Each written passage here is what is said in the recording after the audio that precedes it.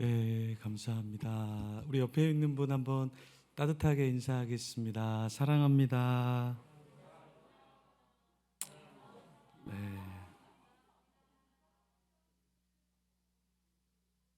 와, 인사를 엄청 잘하시네요. 우리 한번 앞뒤로 이렇게 인사하겠습니다. 오늘따라 멋져 보이십니다. 네. 예.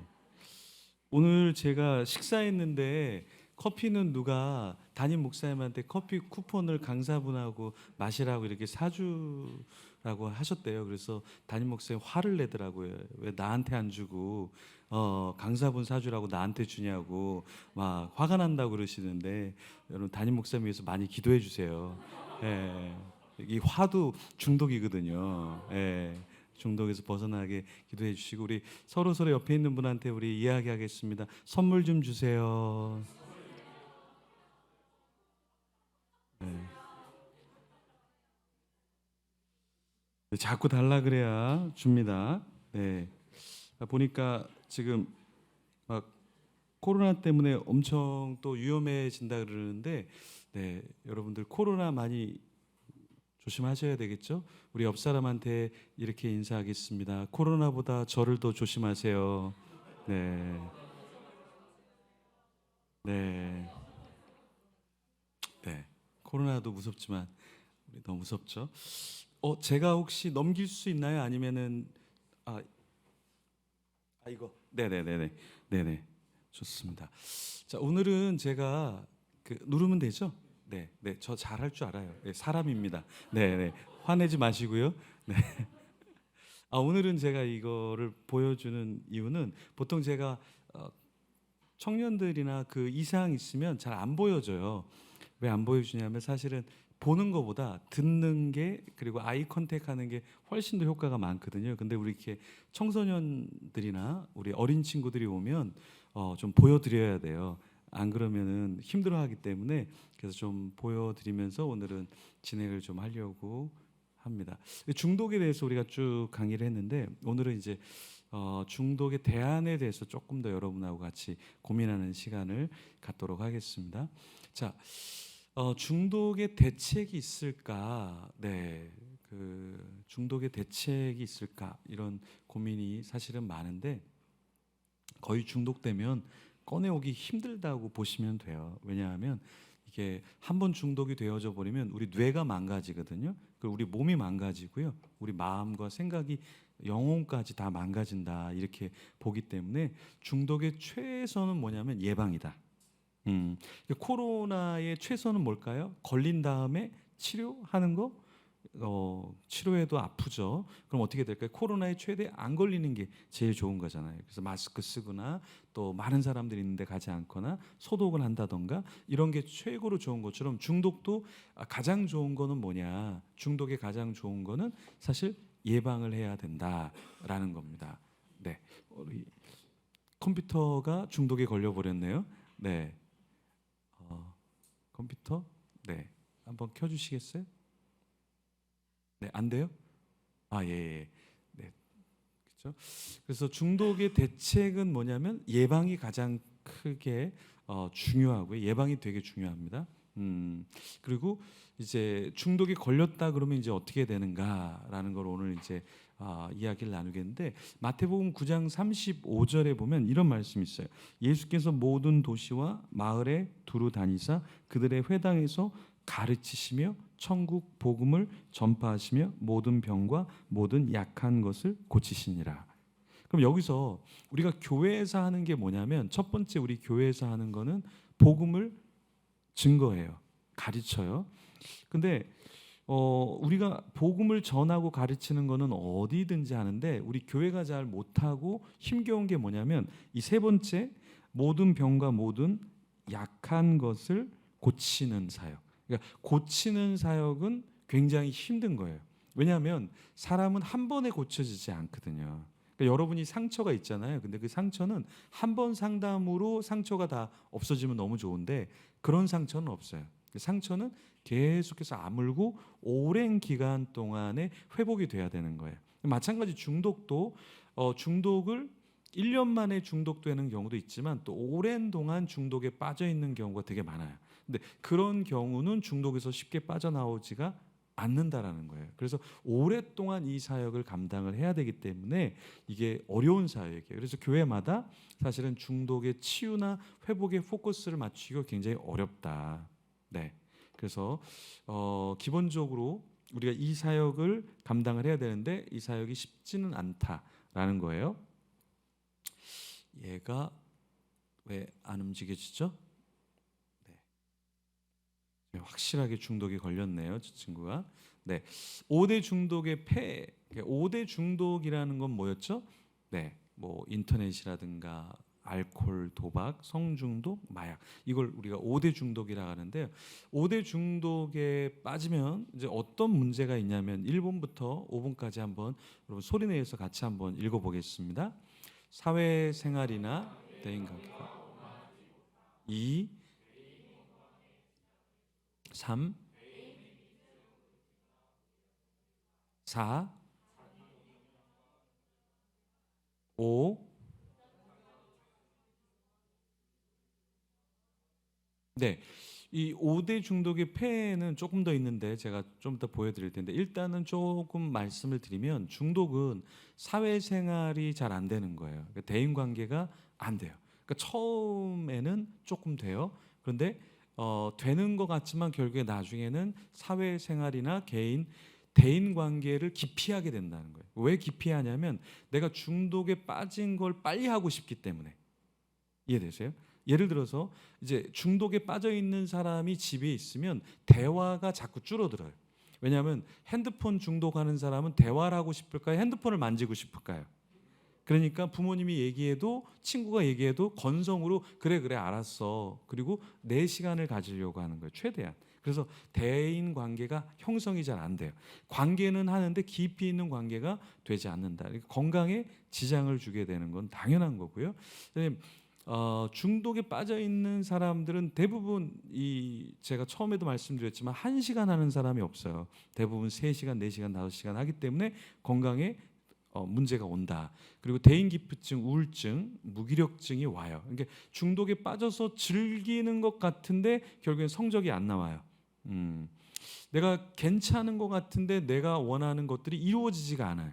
경제적으로도 굉장히 가난하게 되죠. 결국에 어떻게 될까요? 네, 무기력하고 우울로 빠지게 된다는 거예요. 그래서 약물 중독. 그 밴쿠버에 가면 헤이스팅 스트리트라는 거리가 있어요. 거기 마약거리인데 거기 이제 마약거리에 가서 한 할머니가 이게 마약에 걸린 사람들 빵을 나눠주는 곳에 와서 자원봉사를 하고 있어요. 그래서 할머니랑 이제 얘기를 해요. 어떻게 해서 당신은 이렇게 섬기는 사람이 됐냐 그러니까 자기가 마약 중독자였대요. 그리고 약물 중독자였대요. 그래서 자기는 약물 마약 없이는 하루도 못 살다가 그러다가 너무 우울증이 또 깊이 와서 인생을 포기하고 싶었는데 예수님을 알게 되고 자기가 마약도 끊고 약물도 끊고 사실은 여기 와서 그런 사람들의 거리에서 자기가 그런 사람들을 섬기고 있는 거예요. 근데 가장 힘든 게 뭐냐면 이 중독자들이 이 우울증과 무기력증이 오는데 이거를 빠져나올 길이 없다라는 겁니다. 그래서 자기 역량과 통제가 되게 낮아요. 그래서 중독에 빠진 사람은 그냥 혼자 놔두면 그냥 계속해서 중독에 빠져 있어요. 예. 그래서 웹툰을 좋아하는 친구는 하루 종일 웹툰을 보면서 하루 종일 지낼 수도 있어요. 잠을 안 잘 수도 있어요. 왜 그러냐면 중독은 절대 자기의 통제가 되지 않기 때문에 그게 중독인 거거든요. 극단적인 자기 과신적인 비논리적인 이런 추론 선택을 하는 거죠. 나 공부하고 있어요. 나 괜찮아요. 나 뭐 얼마든지 언제든지 끊을 수 있어요. 이런 이야기를 계속 하는 거죠. 그래서 5대 중독의 폐해는 이 5가지 말고도 계속해서 있는데요. 같이 한번 6번부터 10번까지 한번 읽어보겠습니다. 현실, 왜곡과 회피의 방어 기제가 강한 부정적 정서가 두드러지는 소외감, 현실 판단력 저하, 가상 세계를 선호, 의존, 두려움과 염려의 극대화. 자, 현실을 자꾸 왜곡하고 회피, 방어 기제가 생겨요.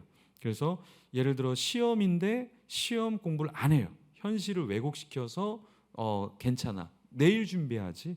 모레 준비하지. 뭐 아직 일주일 남았는데 이런 식으로 현실을 자꾸 인지하기보다는 왜곡하려고 하고 부정적인 정서가 들어진다. 그러니까 굉장히 착했던 사람이 중독에 걸리면 짜증을 많이 내고 왜냐하면 불안과 초조하기 때문에 정서적인 변화가 반드시 일어난다. 소외감이 있게 되고요. 왜냐하면 중독에 빠지면 혼자 남게 되거든요. 중독자는. 그러니까 결국에는 누가 소외하려고 하는 게 아닌데 그냥 소외돼요. 그리고 본인이 자기를 소외시키는데 또 소외감을 받게 된다라는 거예요. 현실 판단력이 굉장히 저하가 되고 가상 세계를 선호한다라는 건데요. 그러니까 예를 들어 망상 중독자도 그렇고 게임 중독자도 그렇고, 네, 어떤 현실 세계보다는 자기가 추구하는 그 세계에 더 많이 빠져요. 예를 들어서 넷플릭스를 계속해서 보는 분들이 있죠. 매일 넷플릭스에 들어가면 그것도 중독이에요. 그러니까 모든 중독의 메커니즘은 다 똑같아요. 매일 루틴하게 그 중독의 세계로 들어가요. 그럼 나중에는 어떻게 되냐면 넷플릭스의 모든 것들이 나를 만족시킨다고 생각하고 더 좋게 나를 만족해 줄 걸 찾아다니기 시작하죠. 그럼 어떻게 되냐? 가상 세계가 정말 현실 세계보다 더 선호하고 의존하게 되는 거예요. 그죠?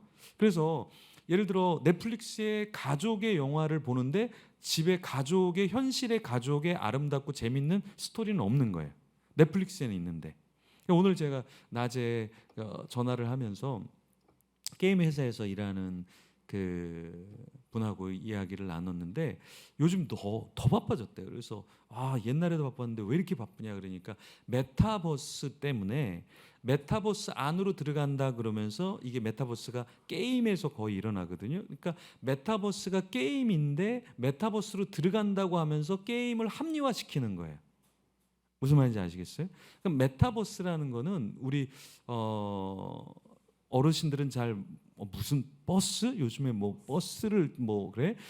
그런 메타버스라는 게 있는데 그게 가상 공간으로 들어가는 거예요. 가상 공간으로 들어가는데 이제 이게 메타버스 4차 혁명 뭐 IT 이러면서 이게 합리화되기 시작하면서 거기서 오랫동안 머물게 되는 거죠. 그렇죠? 그럼 어떻게 되느냐? 메타버스에서 나의 그 아바타가 막 공원을 다니고 뛰어다니고 막 이렇게 뛰어다녀요. 근데 걔는 뛰어다니는데 나는 뛰어다니지 않아. 근데 나는 마치 뛰어다니고 있는 것 같아. 그렇죠? 현실 세계와 가상 세계가 혼동되기 시작하고 가상 세계를 훨씬 더 선호하게 된다라는 거죠. 그래서 요즘 아이들은 밖에서 뛰어노는 애들이 없어요. 다 게임기, 스마트폰 안으로 들어가서 이 현실 세계보다 가상 세계를 훨씬 더 선호하게 되는 거죠. 네, 그래서 요즘 젊은 친구들이 체력이 되게 안 좋은 친구들이 많아요. 일단은 불규칙한 수면, 중독 이런 것들이 다 몸의 체력들을 다 빼거든요. 네, 그래서 우리 지금 21세기 사람들이 운동 부족이 되게 많아요, 그죠? 네, 근데 그거는 건강하지 않은 거예요. 저는 일부러 저는 지하철로 가고 KTX로 다니고 다 그렇게 다니는데 그런 이유 중에 한 가지가 걸어 다니려고. 그러니까 지금 걸어 다니지 않으면 나중에 10년, 20년 뒤에 걸어 다니지 못해요. 저희 교육자분 중에 한 분은 1km, 2km 이렇게 올라갔다 왔는데 그 다음 날 쓰러지셨어요. 제주도 갔다 왔는데 그 다음 날 쓰러지셨어요. 예, 운전은 제가 다 하고 일은 다 제가 다 하는데 막 쓰러지더라고요. 왜 그러냐면 이게 건강 관리가 안 되기 때문에 그래요. 근데 이런 것이 나이가 들어서만이 아니라 젊은 친구들도 몸이 안 좋은 친구들이 되게 많아요. 그러니까 그런 건 왜 그러느냐? 이 현실 세계에서 우리가 해야 될 것들을 자꾸 안 하기 때문에 그래요. 운동해야죠. 관계 맺는 거 해야죠. 건강하게 머리를 써야 되는데 이 머리를 제대로 못 쓰고 계속 스트레스 받는 이 게임 세계나 가상 세계로 들어가서 그 안에서도 경쟁이 있거든요. 그러니까 현실 세계에 잘 적응 못하게 되는 거죠. 두려움과 염려가 극대화된다. 그러니까 중독에 왜 빠질까? 중독은 내 안에 두려움과 내 안에 어떠한 보상을 받고자 중독으로 빠지는 거거든요. 근데 그 안에 들어오면 더 두려움에 빠져요. 더 염려에 빠진다라는 거예요. 자, 그러니까 중독은 들어가도 문제인데 문제는 뭐냐면 중독에 빠져나와도 중독은 문제예요. 이게 무슨 말인가? 자, 아주 큰 교회 이름만 대면은 알만한 아주 큰 교회가 있는데 그 지체랑 같이 상담을 하는데 그냥 식당에서 이렇게 만났는데 식당에서 만났는데 막 울어요. 그래서 이야기를 들어보니까 이제 외국에서 오랫동안 생활해서 공부를 잘해서 한국으로 들어왔는데 대기업에 취업을 했는데 이제 사람들하고 친해지지가 않는 거예요. 외국에서 오래 살다 보니까. 근데 한국 사람들을 보니까 술을 마시면 금방 친해지는 거예요. 그래서 사람들하고 좀 친해지려고 술을 마시기 시작한 거예요. 네. 교회에서 신앙생활도 잘하고 부모님들도 다 교회에서 중직자인데 본인도 신앙도 좋고 막 그랬는데 친해지고자 술을 마시기 시작했는데 어느 날 보니까 사람이 없는데 혼자서 술을 마시고 있는 거예요. 그러니까 중독자의 특징은 아무도 없는데 게임한다. 아무도 없는데 술을 마신다. 그게 중독이거든요. 그러니까 우리는 이렇게 얘기해요. 어울리려고 친구들하고 재밌게 게임하려고. 근데 친구들이 없는데도 혼자 막 게임하고 사람이 없는데도 술을 막 마시고 있어요. 이게 중독의 전형적인 패턴이거든요. 그 친구가 깜짝 놀란 거예요. 내가 왜 술을? 내가 술 중독자구나. 그러니까 보니까 자기 카드로 술값을 계속 긁은 거예요. 사람들하고 친해지려고. 그 카드 빚이 3,600만 원. 그리고 자기가 술 중독자인 걸 알고 중독에서 빠져나오려고 5년 동안 술을 안 먹으려고 이제 씨름을 한 거죠. 그래서 술을 안 먹었는데 다시 5년 뒤에 다시 술을 마시기 시작했어요. 근데 중독은 빠져나오는 것 같지만 계속해서 우리가 경계를 좀 해야 돼요. 방심하면 바로 술 냄새가 깊이 나한테 들어와서 담배 피던 사람이 담배를 끊잖아요. 근데 담배가 슉 냄새가 나면 나도 모르게 거기에 이제 다시 발동이 일어나기 때문에 중독은 그래서 주변 환경이 굉장히 중요하다라는 거예요. 네. 그래서 제가 목사님 맛있는 거 사주셨는데 또 이렇게 식당에서 이렇게 의존하고 있는데 자꾸 저한테 맛있는 걸 막 갖다 주셔요. 뭐 고구마 먹어라, 뭐 먹어라, 빵 먹어라. 제가 이미 빵빵하고 제가 얼굴이 벌써 고구마하고 비슷하게 생겼는데 왜 자꾸 그런 걸 주시는 거예요? 유혹을 주시는 거예요. 그럼 안 되죠. 네, 그런 유혹이 없어야 돼요. 그죠? 네. 좀 목사님은 자꾸 위로 크는데 전 옆으로 크면 어떻게 해요? 그렇죠? 네, 이 환경이 되게 중요한데 중독자는 중독에서 빠져나온 것 같지만 바로 다시 옛날 길로 가요. 그거를 영어로는 백슬라이딩이라고 그래요. 백슬라이딩. 그래서 제가 원주민 사역을 유학할 때 하는데 이 예배 사역하면 뭐 귀신 들린 사람, 뭐 질병 있는 사람들 치유가 돼. 예배를 오랫동안 드리면 자기 안에 있는 죄들이 드러나기 시작하고 회복이 되기 시작하는데 그 원주민들이 가장 많은 것이 뭐냐면 백슬라이딩 하는 게 은혜를 받지만 그 원주민들은 나라에서 다 돈을 줘요. 그래서 아이들도 슈퍼마켓 가면 아이들이 초콜릿 바 하나를 딱 찍고 100불짜리를 그냥 줘요. 왜냐하면 돈이 너무 많으니까. 내가 번 게 아니잖아요. 그러니까 나라에서 준 돈이니까 돈이 너무 많고 이 사람들은 자녀들을 다 학비가 무료예요. 주택도 제공이 되고 이러다 보니까 이 원주민들이 굉장히 중독자들이 대부분이에요. 술 중독자, 마약 중독, 돈이 너무 많죠? 일은 안 해도 되죠? 그럼 어떻게 되겠어요? 소망이 없으니까 그냥 하다 보니까 다 중독자가 되게 많아요. 그래서 원주민들하고 같이 한 2시간 이렇게 예배를 드리면 중독들이 막 올라오고 치유가 막 돼요. 근데 이제 문제는 뭐냐면 조금 있다가 다시 백슬라이딩 한다라는 거죠. 중독자도 마찬가지. 이 친구도 다시 술 중독이 돼버린 거예요. 술 중독에만 빠지는 게 아니라 이제 우울증에도 빠져요. 왜냐하면 나 해도 안 되는구나 하고 이제 우울증으로 빠져버리죠. 그래서 이런 문제가 뭐냐면 중독은 중독에 걸려도 문제인데 중독에 빠져나와도 또 다른 중독에 노출된다라는 거예요. 근데 이 친구의 문제는 뭐였냐면 부모님이 눈을 마주쳐 주지 않는 거예요. 집에서. 왜 그러냐면 여러분 5년 동안 술이 이렇게 취해서 오바이트하고 택시비 맨날 물어주고 그러면 자녀가 이뻐 보일 것 같아요? 전혀 안 그래요. 그래서 이 친구는 아버지도 어머니도 남동생도 눈을 마주쳐 주지 않고 같이 식사를 안 하는 거예요. 지긋지긋하니까. 그래서 중독자는 중독에 빠져도 문제인데 중독에 빠져나와도 중독자는 여전히 외롭다라는 거예요. 그런데 여러분 중독자의 문제는 뭐였기 때문에 사실 중독에 빠지냐면 불행했기 때문에 중독에 빠지는 경우가 많거든요. 그래서 중독자들을 추적해 보면 가정이 불안하고 가정에 폭력이 있고 가정에 술 중독자가 있고 이런 중독자 가정에서 일반 가정보다 전체 50% 정도 더 중독자가 나올 확률이 높아요. 그러니까 50%라는 말은 중독에 있기 때문에 모두가 다 50%라는 말이 아니라 어떤 사람은 여전히 0%, 어떤 사람은 100%, 어떤 사람은 50%, 어떤 사람은 25%가 중독자가 나오는데 일반 가정에 이러한 확률보다 이게 전체적으로 50%가 높다라고 보시면 된다라는 거예요. 이게 무슨 말인지 이해가 되세요? 네. 그래서 중독자가 없어도 중독자가 나와요. 하지만 중독자인 가정은 중독자가 나올 확률이 전체적으로 더 높다. 이렇게 이해하시면 돼요. 예를 들어서 술 중독자는 그 집에서 술이 계속해서 있고 냄새가 있고 그런 습관과 문화가 있기 때문에 술 중독자가 되기가 되게 쉬워요. 그래서 대부분 이런 가정이 많아요. 우리 아버지 술 중독자, 나는 절대 아버지같이 되지 않을 거야. 그런데 자기가 술 중독자인 사람이 대부분이에요. 담배, 지긋지긋해. 근데 자기가 화가 났는데 바로 담배를 자기가 피워요. 왜? 그게 본 게 그거기 때문에 그런 거예요. 그렇죠?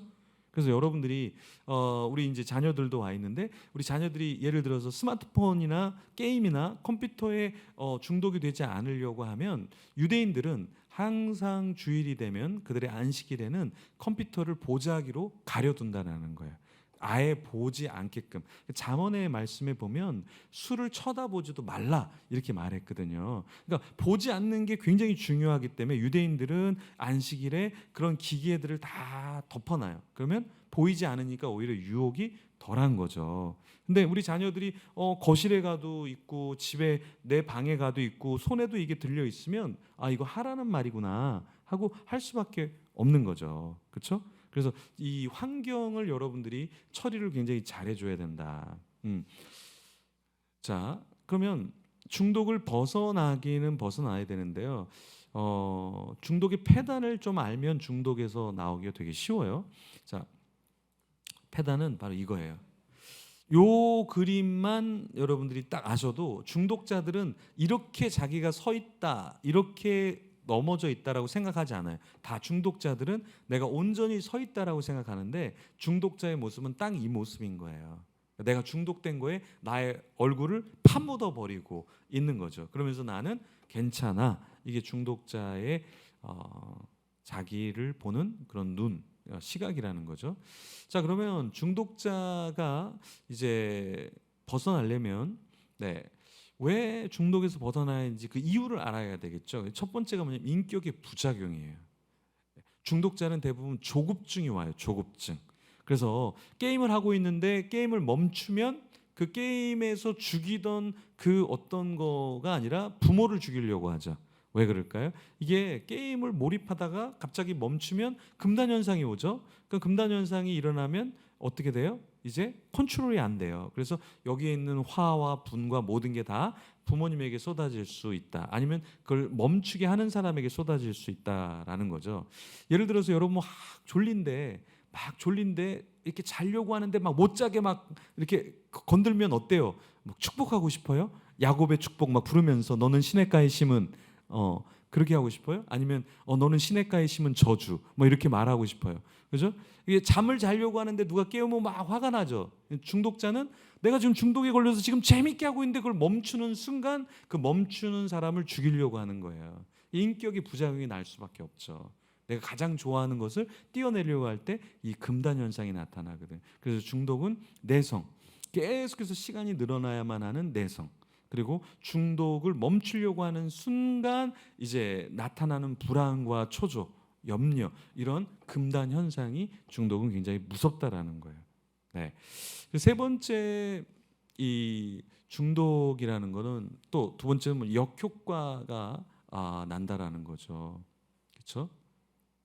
그래서 불행한 것도 마찬가지로 행복하기 위해서 우리는 중독에 빠지지만 중독은 끝은 불행이다라는 것을 잘 우리가 알아야 됩니다. 자, 그러면 여러분 우리가 스마트폰을 우리가 중독을 끊기 어려운 점은 뭘까요? 네. 첫 번째 한번 같이 읽어볼까요? 두 번째, 세 번째. 예. 자, 금단 현상과 내성은 말씀을 드렸는데 욕구에 대한 즉각적인 반응이 이게 중독이 무서운 거예요. 이게 무슨 말이냐면 예를 들어서 우리가 예를 들어서 내가 무언가를 원하면 그 원하는 만큼의 노력이 있어야 돼요. 그렇죠? 근데 중독은 내가 원하는 거에 노력, 시간, 기다림 이걸 다 빼버리는 거예요. 그래서 바로 내가 원하자마자 그걸 바로 추구하게끔 만드는 게 중독이라는 거예요. 그리고 그 중독에 빠지도록 자기가 그런 욕구를 바로 할 수 있도록 중독의 환경을 자기가 만들어요. 예를 들어 술 중독자가 되었으니까 어떻게 해요? 자기가 원할 때 술을 마실 수 있도록 그 냉장고랑 사람들이 보이지 않는 곳에 마구마구 술을 숨겨놔요. 담배 중독자는 가방에 자기가 가까운 곳에 마구마구 담배를 숨겨놔요. 왜 그러냐면 이게 없으면 내가 바로 욕구를 원하는 대로 가져가지 못하니까 그거를 해결하기 위해서 자기가 그런 장치를 다 만드는 거예요. 예를 들어 음란물도 그런 거예요. 예를 들어 우리가 사랑을 하면 내가 사랑을 하고 싶다 그럼 노력을 해야죠. 그렇죠? 노래를 부르거나 선물을 주거나 어떤 이런 과정이 필요한데 이제 음란이라는 거를 통해서 내가 어떤 것을 통해서 그러한 과정 없이 그냥 바로 습득하려고 하는 거죠. 이게 이제 학습되어지기 시작하면 노력을 하고 싶지 않고 노력을 안 하게 되고 바로 즉흥적으로 쾌락을 추구하고 중독으로 인해서 내가 도파민의 그 느낌, 쾌락을 추구하도록 내가 그걸 만드는 거예요. 그 기계적으로 바로 그렇게 만들다 보니까 사람이 굉장히 단순한 삶을 살게 되는 거죠. 그래서 자기 자신을 절제하지 못한다라는 거예요. 그러니까 항상 우리가 이런 어린 자녀들이 자랄 때 뭘 배워야 되냐면 안 되는 게 있어라는 걸 가르쳐 줘야 돼요. 절제하는 걸 가르쳐 줘야 돼요. 그러니까 예배 시간에도 조용히 해야 되는 이유가 뭐냐면 예배를 드리지 않는 아이들과 예배를 드리는 아이들은 내가 죽어지는 거, 내가 좀 절제하는 걸 배우게 돼요. 근데 그걸 배우지 않으면 어떻게 돼요? 내가 원하는 대로 소리치고 원하는 대로 행동하고 싶잖아요. 그러면 이게 뭐냐? 상당히 인격적인 부작용도 나타나고 사회성도 떨어지게 되는 거죠. 그러니까 예배 시간이 사실은 우리를 훈련시키는 시간인 거예요. 그렇죠? 네. 그래서 우리 여기 친구들 이렇게 와 있는데 이렇게 가만히 앉아 있는 거는 이제 두 가지예요. 신앙이 아주 좋거나 부모님이 아주 돈이 많아서 뭔가를 축복해 줄 수 있고 아직은 우리 부모님이 그래도 나한테 뭐 먹을 걸 줄 수 있다. 예, 이렇게 앉아 있기가 쉽지 않거든요. 이게 훈련이 되지 않으면 차라리 나를 십자가에 매달아라. 난 오늘 도저히 못 있겠다. 이렇게 되는데 아직은 이게 굉장히 건강하다는 얘기거든요. 사실은. 네. 그리고 제가 중독 강의를 하면 메시지를 하면 자는 사람들이 있어요. 자는 사람. 요 정도 시간이 되면 자는 사람들이 있어요. 그러니까 왜 자냐? 그러니까 중독된 거에 몰입된 사람은 중독 아닌 거일 때 자기가 잠을 자게 돼 있어요. 왜냐하면 다시 중독에 빠지기 위해서 모든 에너지를 다 흡입하고 있는 거예요. 그래서 요 정도 강의하면 한 명이 이렇게 졸거나 이렇게 하고 있어요. 그럼 물어봐요. 게임 좀 하시죠? 그러면은 아니라고 얘기해요. 그럼 옆에 비슷하게 생긴 사람이 있거든요. 누구시냐? 그럼 동생이라 그래요. 보통 동생에겐 진리의 영이 임해 있거든요. 예.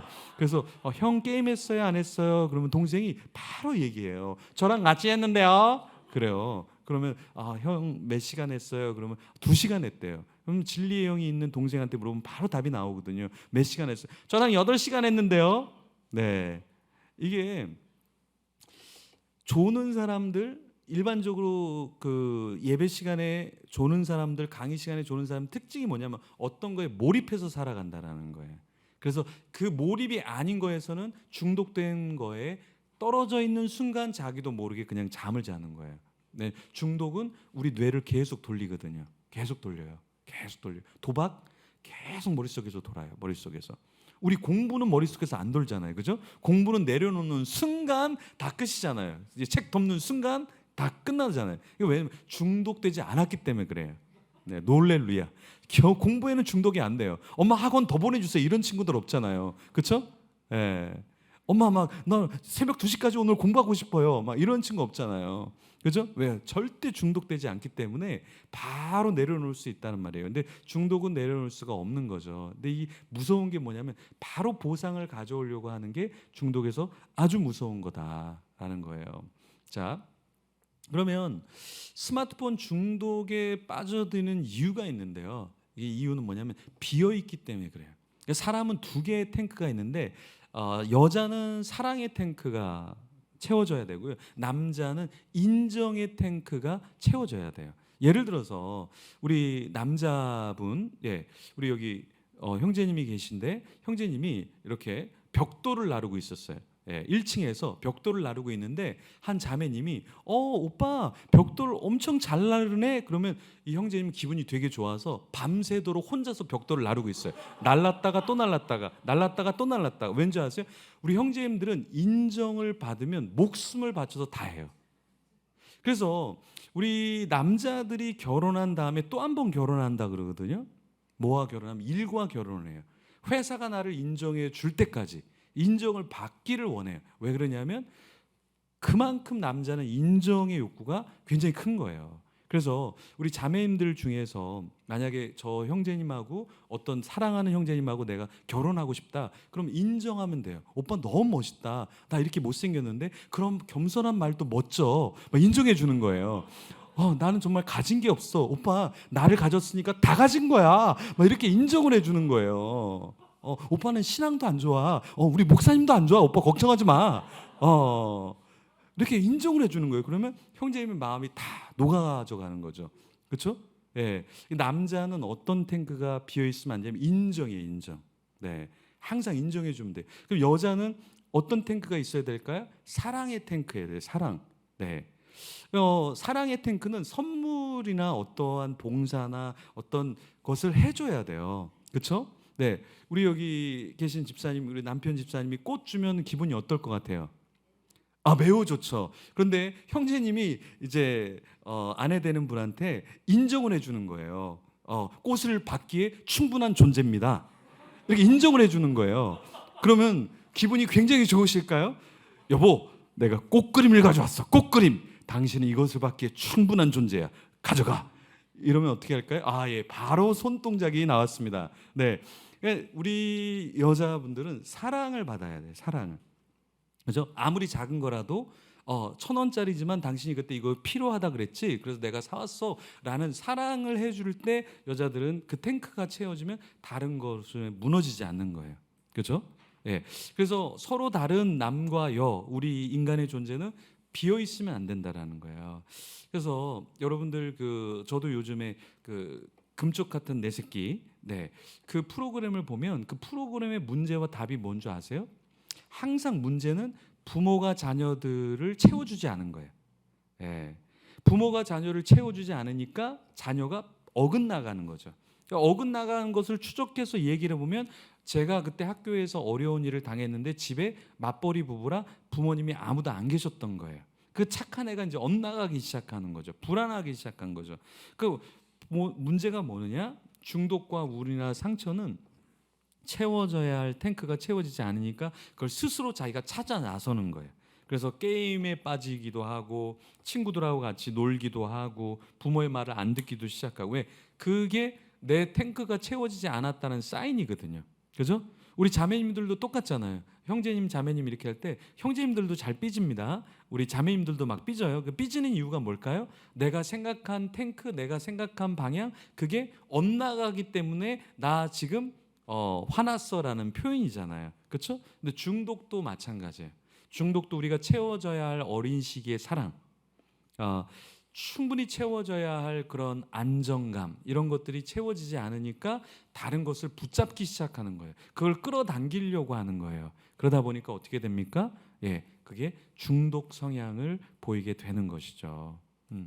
그래서 이런 스마트폰 중독에 빠지는 이유는 바로 그런 거예요. 그래서 같이 하는 시간의 부재는 중독으로 빠지게 만드는 거예요. 그래서 함께 해줘야 돼요. 함께 해줘. 어릴수록 시간을 함께 많이 보내야 돼요. 그래서 가족들이 여행을 좀 많이 하셔야 돼요. 중독의 치유 중에 하나도 여행이거든요. 왜 여행이냐면 같이 하는 시간이 비어 있는 것들을 채워주기 시작해요. 그래서 이런 상담 프로그램 같은 거 보면 왜 회복되냐면 그 사람들이 예전에 가지지 않았던 시간을 같이 보내요. 그래서 힘들었구나 그러면서 서로의 힘듦을 알고 눈물을 흘려주죠. 그죠? 그 눈물이 그 사람의 상처를 씻어내 주는 거예요. 자녀나 상처받은 사람은 돈으로 해결되는 게 아니에요. 말로 해결되는 게 아니라 서로 충분히 시간을 가져주면서 공감해 줄 때 그게 회복이 되기 시작한다라는 거예요. 또 한 가지, 왜 우리가 중독에 빠지느냐 그랬을 때 비전이 없기 때문에 사실은 중독으로 빠져요. 내가 뭘 해야 될지 몰라요. 그래서 우리 사역 중에 한 가지가 뭐냐면 뭐 하려고 하세요? 뭐 하려고 하세요? 이걸 끊임없이 물어봐 줘야 돼요. 그러니까 방향성이 없으면 방황하게 돼요. 방황하면 방탕하게 돼요. 이게 중독이에요.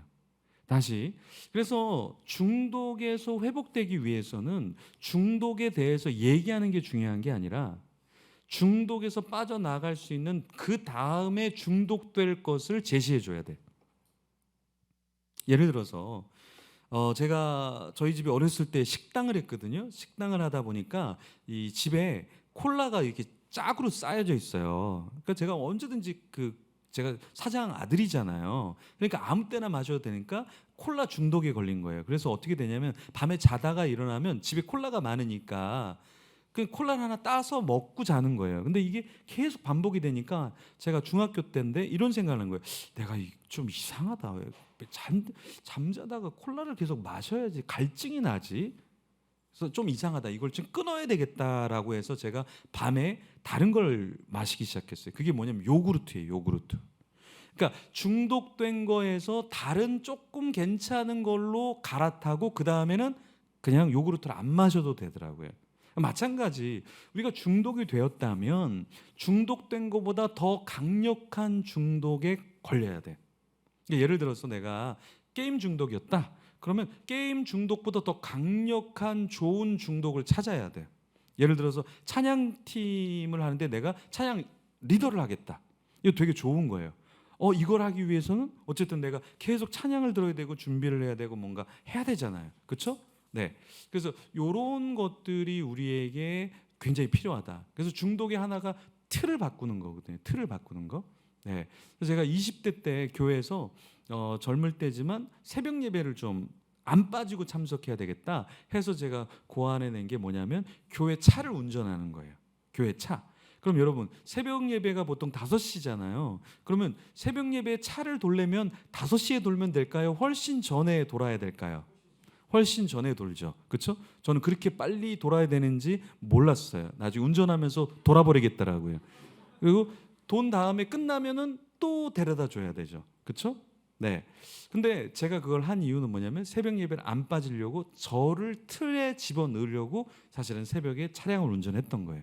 절대 빠지지 않죠. 다 기다리고 있으니까. 제가 조금 늦게 오면 전화가 오겠죠. 늦은 적은 거의 없지만 전화가 오겠죠. 이게 뭐냐? 틀을 바꿔주는 거예요. 그래서 그 틀의 루틴으로 돌아갈 때 우리는 내가 하지 못했던 거, 나오지 못했던 중독에서 빠져나온다라는 겁니다. 그래서 이런 비전이라든가 어떠한 틀을 바꿔주는 건 중독에서 되게 중요해요. 그리고 이 가정 안에 규율이 없으면 중독으로 빠져요. 그러니까 우리 집에서는 10시 이후에는 다 기계 안 한다. 10시 이후에는 다 잔다. 라는 규율이 없으면 이건 뭘 말하냐면 너네는 다 중독에 빠져도 돼. 엄마 아빠는 신경 안 써. 감사해. 뭐 이런 거예요. 좀 이상하죠? 근데 우리가 이런 가정이 의외로 많다라는 거예요. 그냥 스마트폰을 놔둬요. 밥 먹는데도 스마트폰을 켜고 뭘 해도 그냥 다 오케이. 규율이 없어요. 규율이. 이게 건강하지 않다라는 거예요. 중독의 치유센터 가면 모두가 다 6시에 일어나요. 모두가 다 밤 9시에 자요. 오후에는 다 노동을 해요. 이게 오전엔 2시간 예배를 드리고요. 하루에 매일 다이어리를 써요. 일기를 써요. 왜 이러한 삶을 살까? 왜 규율이 있어야 중독에 빠지지 않기 때문에 그런 거예요. 그러니까 중독에 빠지는 사람들은 규율이 없기 때문에 중독으로 숭숭숭 들어가는 거예요. 그러니까 중독에 들어가지 않도록 이렇게 망을 쳐두듯이 그 느슨한 규율들을 계속해서 만들어줘야 한다. 이게 가정에 규율이 있어야 돼요. 교회 안에도 마찬가지 규율이 있어야 된다는 거죠. 대화가 부족하면 중독으로 빠져요. 어디로 갔는지 대화를 못하니까, 대화를 안 해도 되니까, 외로우니까 중독에 빠지게 된다라는 겁니다. 자, 그럼 스마트폰 중독에서의 탈출, 이거는 스마트폰만 말하는 게 아니라 일반적인 모든 중독에서 다 비슷하게 이렇게 이 메커니즘을 가지고 하면 우리가 빠져나올 수 있다라는 거예요. 자, 1번부터 5번 읽어보겠습니다. 2, 3, 4, 5,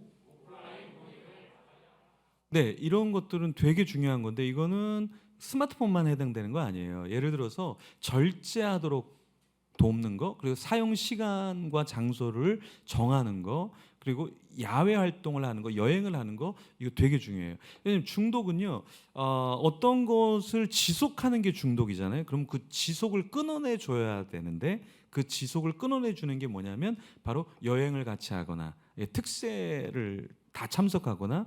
그래서 제가 이제 이런 중독 집회나 상담이나 책을 쓰면서 이 중독과 우울과 상처에서 나오려면 2, 3일 갖고는 안 돼요, 사실은. 그래서 제가 40일 집회를 만들어서 40일 집회를 하거든요. 그러니까 예를 들어서 요런 수요일 날 집회를 여러분이 한 40일을 한다고 한번 생각해 보세요. 그렇죠? 그러면 어떻게 되냐면 우리 안에 있는 생각들이 많이 고쳐져요. 우리 안에 있는 상처들이 많이 떠나가게 돼요. 그래서 제가 2월 20일부터 4월 2일 이렇게 집회를 40일간을 집회를 하는데 우리 다음 세대들이 좋아하는 뭐 김보규라든가 뭐 여러분이 아는 뭐 옹기장이 찬양팀이라든가 뭐 한국의 유명한 사람 브라이언 킴이나 뭐 다 모셔요. 다 모셔서 40일 동안 40개 팀, 40명의 설교자, 40명의 기도 인도자 이렇게 해서 40일을 하는 이유가 뭐냐면 사람은 21일 21일 정도를 해야 그게 몸에 익숙해진다 그래요. 그래서 예전에 우리가 특세를 할 때 21일 특세를 많이 한 이유가 뭐냐면 21일을 하면 22일째는 시계를 다 꺼놔도 내 몸이 알아서 새벽에 그냥 눈이 떠져요. 이게 뭐냐면 사람은 패턴에 이 어떤 요소가 있기 때문에 그걸 내가 쭉 가주면 나도 모르게 그런 영성이 생기기 시작한다라는 거예요. 그래서 여러분들이 이러한 야외 활동을 하고 여가 활동을 여행하는 거는 되게 중요한 거예요. 회복하는 데 있어서 여행은 너무나 중요해요. 그래서 제가 가면은 뭐 청년부 집회하고 무슨 집회할 때 제가 꼭 부탁하는 게 있어요. 이런 집회를 1박 2일 해서는 안 된다. 좀 길게 해야 된다. 길게 해야 된다. 조금 빠지려고 하면 그만둬요. 근데 그건 건강하게 해주는 게 아니에요. 여러분 약도 내성이 있다 그러죠. 하루 이틀 하다가 놔두면 어떻게 돼요? 나중에 더 독한 약을 써야 돼요. 그래도 안 돼요. 그래서 제가 검은깨 알러지가 제가 있거든요. 검은깨 알러지가 있는데 이제 20살이 넘어서도 알러지가 있나 해서 검은깨를 먹어보니까 알러지가 있더라고요. 막 두들두들하게 막 일어나더라고요. 약국에 가니까 약사가 3일은 무조건 드셔야 돼요 그러더라고요. 한 이틀 먹었는데 다 없어진 거예요. 그래서 제가 알았죠. 이 약사가 약을 많이 팔아먹으려고 3일까지 먹으라고 한 거구나. 제가 또 똑똑하니까 이틀만 먹어버렸죠. 3일째 되니까 어떻게 되는지 아세요? 다시 올라오더라고요. 3일을 먹으라고 한 이유가 있구나. 그다음부터는 약사들이 열을 먹으라 그러면 열을 다 먹어요. 이게 왜 그러냐면 내성이 일어나기 시작하더라고요. 여러분 마찬가지 중독도 하루 이틀 해갖고는 뭔가 없어지는 것 같지만 또 다시 올라와요. 그죠?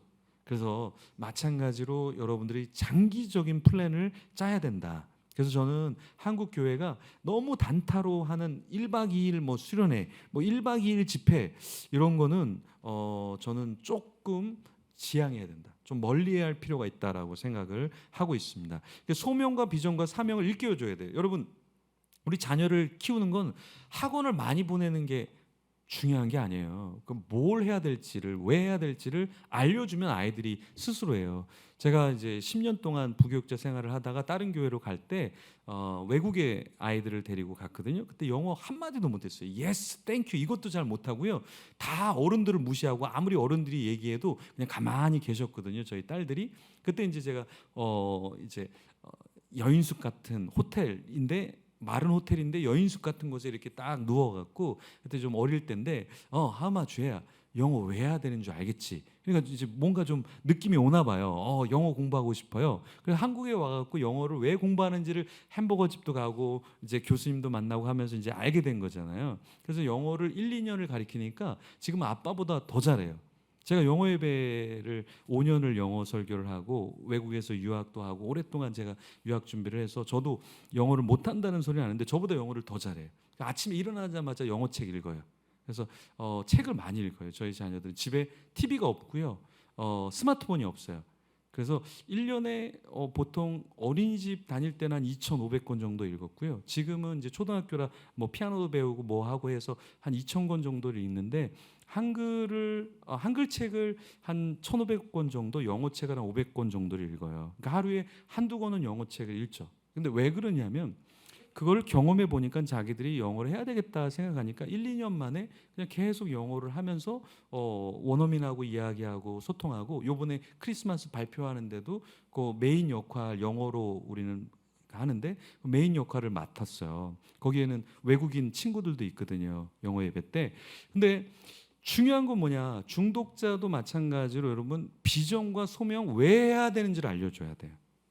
그러니까 하게끔만 하는 게 중요한 게 아니라 왜 해야 되는지를 알려주는 게 되게 중요하다, 치유에서. 그래서 중독자에게도 야, 너 중독 끊어, 너 중독 끊어, 그러면 싸우기만 해요. 그러면 안 돼요.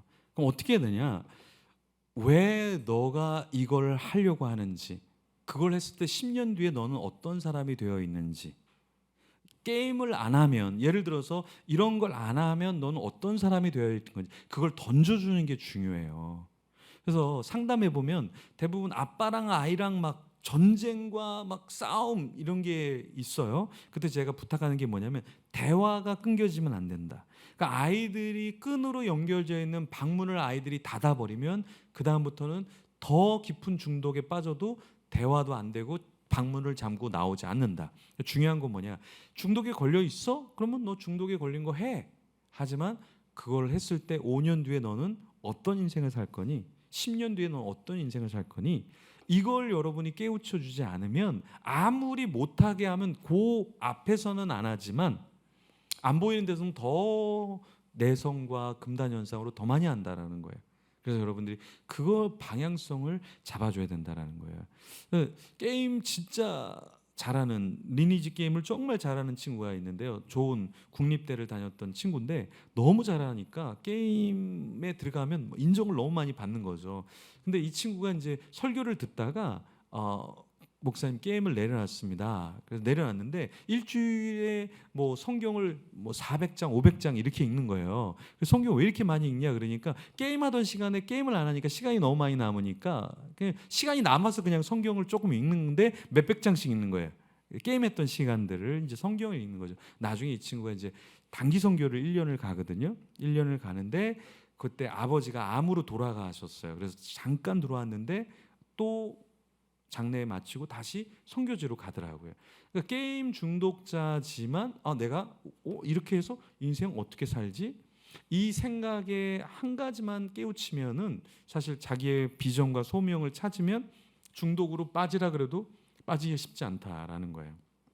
오프라인 모임을 가져야 돼요. 그러니까 온라인으로만 갖는 것과 이 오프라인으로 갖는 것은 차이가 굉장히 큽니다. 자, 그래서 스마트폰에서 우리가 나오려면 이런 방법들을 사용을 해야 돼요. 또 어떤 방법이 있냐면은 우리 6번째부터 10번째 소리내서 한번 읽어보도록 하겠습니다. 책을 읽도록 해야 한다.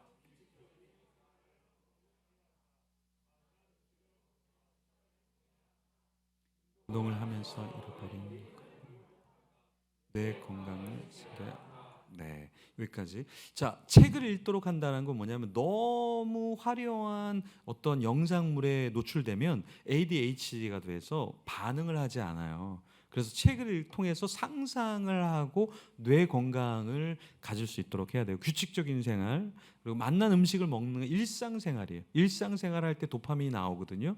근데 중독된 것만 갖고서 도파민을 끌어낼 것이 아니라 일상생활에서 도파민을 가져와야 된다. 운동을 하는 거, 운동하는 게 굉장히 여러분 중요합니다. 그래서 중세의 수도원에서는 오후에는 다 노동을 했어요. 노동을 하는 게 사실은 회복이 있던 거예요. 그래서 우리 모두는 다 운동을 할 때 몸도 건강해지고 건강한 몸에 건강한 정신이 실제로 들어오는 거예요. 그래서 기독교는 어떤 영적인 공동체, 영적인 걸 추구해. 그러니까 모든 걸 다 터부시하는 게 아니라 우리에게 주어진 것들을 다 감당을 해야 된다. 운동도 우리가 해야 되는 거죠. 뇌 건강을 우리가 챙겨야 된다라는 건데요.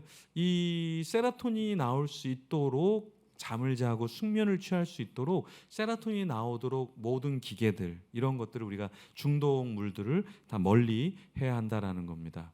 자, 그럼 중독에서 빠져나오려면요, 이제 변화의 틀인데 이 변화의 틀을 여러분들이 갖고 있어야 돼요.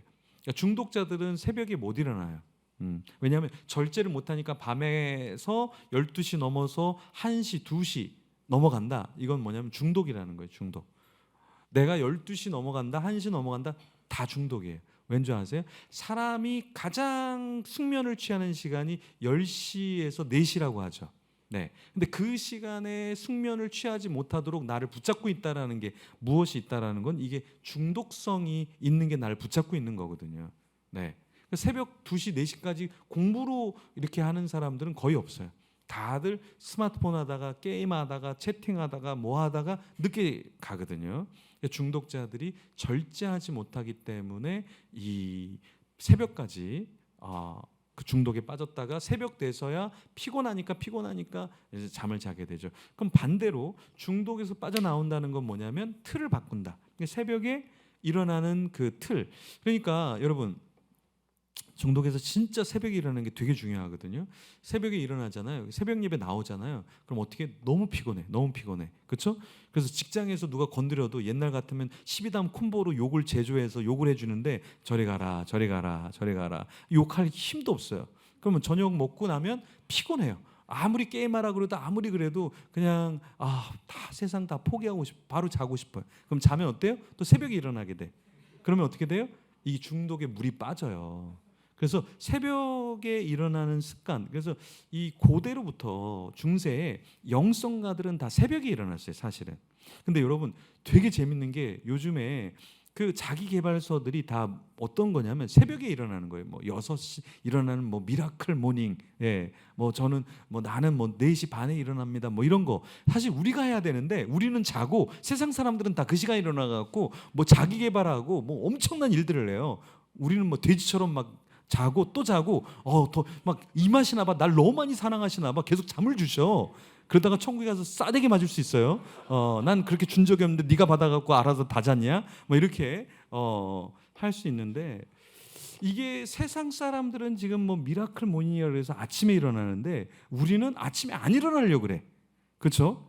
이런 사람을 우리가 심리학적 전문 용어로 거지 같은 인간 이렇게 얘기하는 거예요. 그죠? 예, 목사님 뭐 또 특세하신다 그러는데 저는 이렇게 생각해요. 진짜 특세는 뭔지 아세요?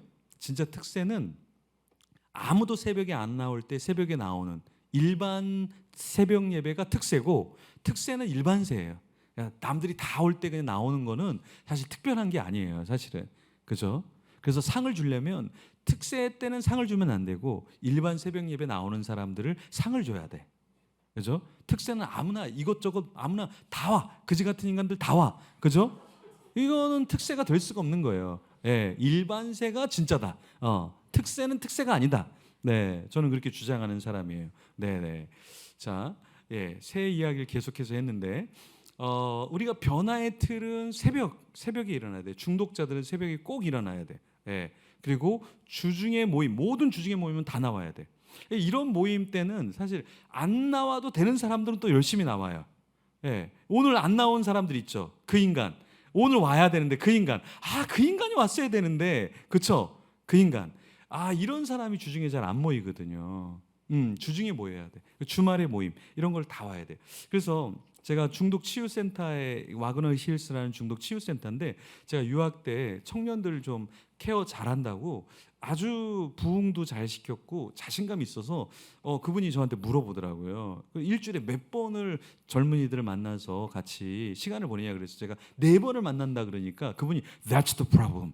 그게 문제라 그러더라고요. 그래서 왜 그런가 얘기했더니 일주일에 7번을 만나야 중독에 걸리지 않는다라는 거예요. 7번을 만나야지. 그래서 제가 한국에 와서 처음에 왔을 때 영어 예배를 맡았는데 애들을 7번 오게 했어요. 월요일 날은 중국어 가르쳐주는 사모님 모셔다가 중국어 가르쳐주고 화요일 날은 토익, 탭스 뭐 수요일 날은 영어 제자반, 목요일 날에는 영어 동화책, 금요일 날은 성경 암송, 토요일 날은 기타 가르쳐주면서 영어 노래 가르쳐주는 거 하고 주일 날에는 무조건 영어 예배 다 나와야 또 비전 트립 간다, 선교 간다. 이래서 주 7일을 제가 아이들을 데려다가 했거든요. 하니까 성적이 막 쭉쭉 올라가요. 과외 안 했는데도 1년 공부한 애가 그 전국 모의고사에서 만점 받고요. 거기 있는 아이들이 1년 저랑 같이 영어 공부하고 미국에 가서 익스체인지 프로그램 해갖고 공부하고 나중에 좋은 대학도 가고 엄청 인재들이 나타나는 거예요. 그러니까 어떻게 인재가 나타나냐면 일주일에 한 번 해갖고는 안 돼요. 매일 아이들을 데려올 수 있는 만큼 가까이 해야 돼요. 그리고 제가 알게 된 게 뭐냐면 필리핀의 아이들 제자훈련 뭐 비전 트립 간다고 갔는데 얘가 문제가 없는 아이인데 가니까 격분하고 화를 누르지를 못하는 거예요. 거기서 주먹으로 쳐서 이빨이 막 흔들릴 정도로 진짜 조용한 애였거든. 그래서 제가 이야기를 해보니까 아버지가 화가 있더라고요. 아버지가 얘가 그 아버지를 그대로 닮아 있는 거예요. 어떤 여자애인데 되게 착하게 생긴 목사님 딸이에요. 또 얘는 영어 예배가 없으니까 이제 제가 있는 곳에 영어 예배 보냈는데 말한 모든 게 다 거짓말인 거예요. 여자애인데 와 너무 놀라운 거예요. 부모님한테 얘기하니까 부모님도 알긴 알았는데 이렇게 심각한지는 몰랐던 거예요. 그래서 중독은 회복은 언제 사실은 이게 일어나게 되냐면 일주일에 한 번 와갖고는 안 돼요. 여러분 결혼하기 전에는 어때요? 다 괜찮은 척 할 수 있죠. 근데 24시간 같이 살아봐요. 다 나타나잖아요. 그렇죠? 아침에 일어났는데 막 눈썹이 없고 막 이러고 깜짝 놀라죠. 내 부인은 어디 간 거야? 누가 내 부인을 데려간 거야? 전데요? 아니에요, 아니에요. 깜짝 놀라고 서로 거울도 놀라고 남편도 놀라고 주님도 놀라고 다 놀라게 되는 거죠. 잠깐 만날 때는 다 숨길 수 있는데 24시간을 계속 하다 보면 모든 게 다 드러나잖아요. 그렇죠? 마찬가지로 중독의 치유도 교회 일주일에 한 번 보내갖고 우리 아이가 건강해진다라고 그건 착각이에요. 교회 모든 수련회는 다 보내셔야 돼요. 교회에서 하는 훈련은 다 보내셔야 돼요. 왜냐하면 이 중독의 회복의 정말 빠른 걸음이 뭐냐면 소그룹을 하는 거예요. 소그룹. 그리고 케어를 받는 게 그렇게 중요한 거예요. 예. 저는 목회자들을 좀 많이 케어를 하는데요. 목회자들 많이 케어하고 하는데 목회자들도 만나야 돼. 그리고 이야기를 나누고 시간을 같이 보내야 돼. 그래야 이게 성숙하게 되고 내가 보지 못한 내 모습 또 나의 부족한 면도 서로 보게 되는 거예요. 마찬가지입니다. 이게 모든 모임이에요. 여러분들은 교회 모든 모임이 사실은 회복 프로그램이에요. 상담하는 사람 한 번 만나면 정말 잘하는 사람들은 부르는 게 갑이에요. 근데 교회에서는 모든 프로그램들이 다 무료로 진행이 되잖아요. 그렇죠? 네, 이런 것들이 얼마나 귀한 모임인지 몰라요. 중독을 우리가 치료할 때 세 가지를 얘기하는데 자각, 공동체에 속하는 거, 세 번째는 틀을 깨는 거. 이거 되게 중요한 거고요. 자, 여러분. 중요한 중독의 처방 방법은 뭐냐면 전인적인 예배를 드리는 게 되게 중요해요. 그러니까 온라인 예배의 문제가 뭔지 아세요, 여러분? 온라인 예배가 처음에 여러분 온라인 예배를 드릴 때 어땠어요? 막 집에서 막 옷 빼입고 막 그죠? 경건하게 누워 있고 그 다음에는 어때요? 이게 씻은 건지 안 씻은 건지 또 어떤 사람은 상반신만 나온다고 상반신 옷만 입고 밑에는 그냥 자유롭게 주님이 우리에게 자유를 주셨으니 진리가 자유를 준 것처럼 뭐 이렇게 자유롭게 예배 이게 왜 그러냐? 전인적인 예배를 안 드리기 때문에 온라인 예배 한계가 있는 거예요. 예를 들어서 현장에서는 우리 기도합시다 그러면 막 기도하는데 거기 있으면 혼자서 주여 외치면 막 정신병원에 전화할 것 같고 나만 이상한 것 같고 전인적인 예배가 드려지지 않죠. 전인적인 예배를 드려야 된다. 그래서 치유와 교육, 훈련, 공동체에 여러분들이 들어가셔야 돼요. 주일학교 교육 다 여러분들 시키셔야 돼요. 저는 자녀들을 특별 학원, 제가 옛날에 학원 강사를 좀 했었거든요. 영어 학원 조그만 데서 가르쳤어요. 학생들 한 1,500명 정도, 선생님 한 50명 정도 되는 조그만 학원에서 제가 가르쳤거든요. 네, 그래서 뭐 돈을 조금 주더라고요. 교회에서 주는 그 당시 한 15배, 20배 정도 조금 돈을 주더라고요. 작은 학원이었어요. 예. 예, 그 다음에 건물 12층짜리 짓는 그거밖에 안 되는 작은 학원이었는데 그 학원에서 가르치니까 엄마들이 과외를 해달라고 그러고 특별 과외를 해달라고 그래서 돈을 너무 많이 벌었어요. 가만히 있어도 가르쳐달래요. 근데 저는 교회에서 우리 사역자분들에게 특별 과외 해달라고 막 돈 주면서 시간 좀 내주세요 하는 부모님 있어요? 그게 좀 필요해요. 우리 아이 요때 정말 케어가 필요하니까 특별하게 좀 케어해 주세요. 비용은 얼마 안 됩니다. 요번에 120만 원만 일주일 드릴 테니까 우리 아이 좀 케어해 주세요. 전 이런 부모님이 좀 나타나면 좋겠어요. 할렐루야. 예, 아멘 한 분들 이름 적으세요, 목사님. 네, 다 못 나가게 하세요. 근데 왜냐하면 우리가 사실은 신앙의 교육이 잘 되면 일반적으로 공부를 잘해요. 저도 이제 다음 세대 사역을 25년 동안 계속 해오고 있는데 이 깡패였던 친구가 여자인데 싸움을 얼마나 잘하냐면 중학교 1학년인데 2학년, 3학년 언니들이 안녕하세요 인사할 정도로 싸움을 잘했던 친구예요. 예, 제가 이름도 밝힐 수 있어요. 시진이라고. 네. 근데 이 친구는 정말 싸움을 잘했는데 공부를 하지 않았던 친구인데 예수님 딱 믿고 새벽 4시까지 공부하더라고요. 그러면서 자기는 의사가 되고 싶다고 그렇게 하면서 완전 삶과 모든 게 다 바뀌더니 그 싸움만 하고 다녔던 친구가 예수님 믿고 진짜 공부를 열심히 했어요. 나중에 전도를 하는데 다 행동 대장들 데리고 오시더라고요. 예, 다 조직들 다. 예.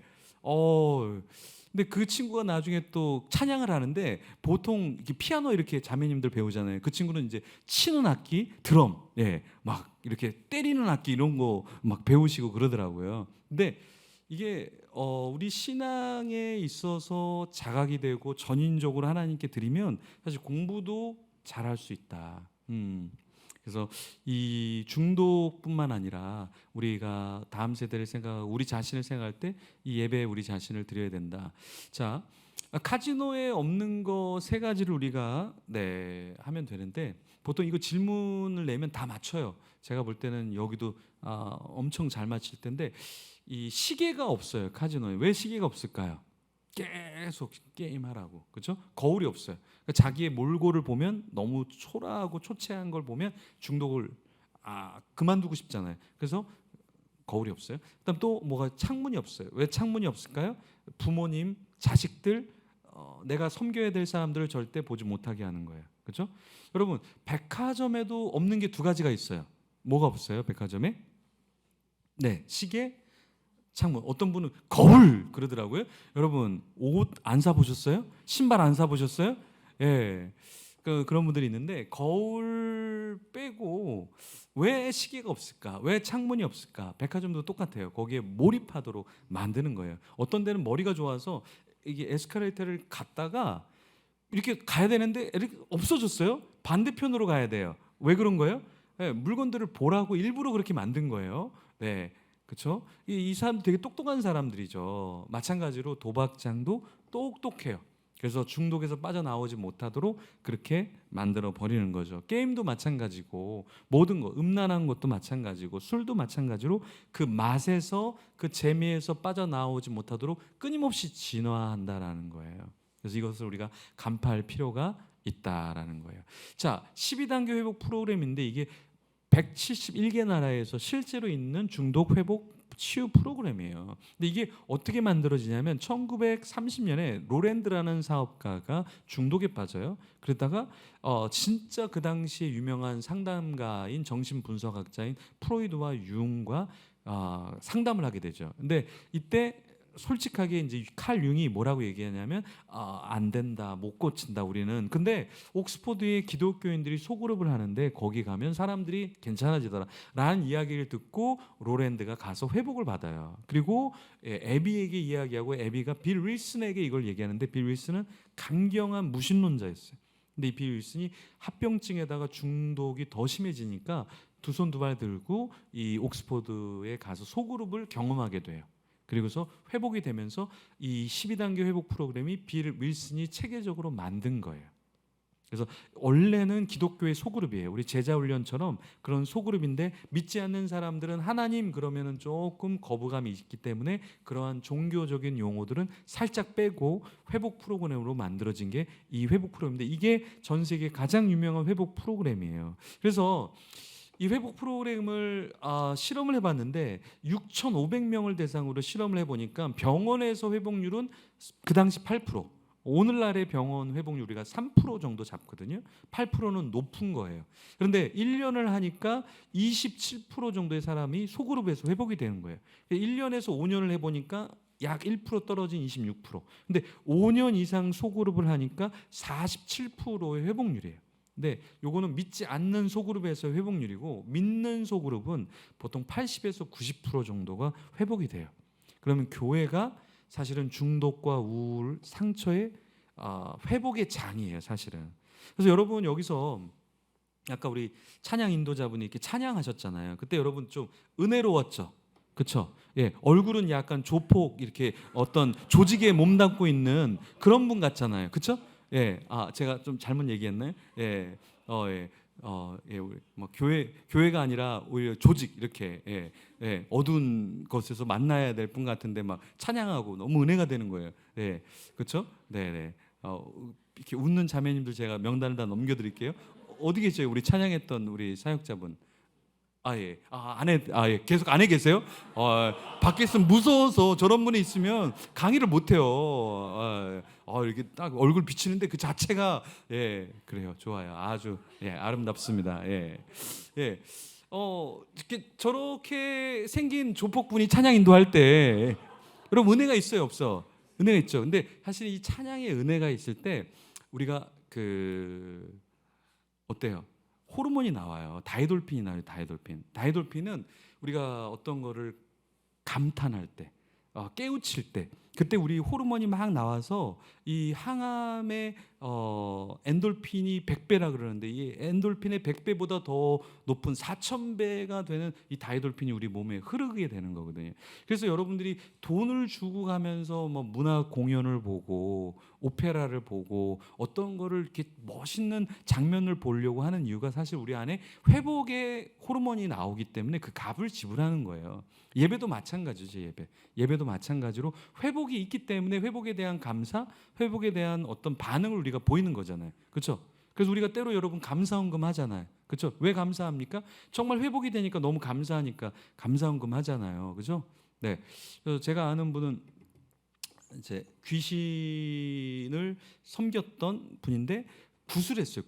구술했는데 구술 한 번 할 때마다 보통 한 몇백만 원씩 돈을 내고 점을 보면 몇십만 원을 내지만 구슬하면 몇백만 원 내고 거기도 또 스페셜 굿이 있어요. 특세 뭐 이런 사경회 이런 것처럼 스페셜 굿은 기본 2천만 원 정도가 된다 그래요. 근데 이분이 집 두 채 값을 다 굿하는 데다가 투자를 해서 나중에 남편이 이혼하자고 너무 무섭게 생겼다고 너무 그런 무속에 가니까 남편이 너무 부인이 더 무섭게 보인다고 정말 법원까지 갔다가 그런 에피소드도 있고 나중에는 결국 예수님 믿고 이제 신앙생활 하는데 그분은 교회 헌금이 너무 쉽대요.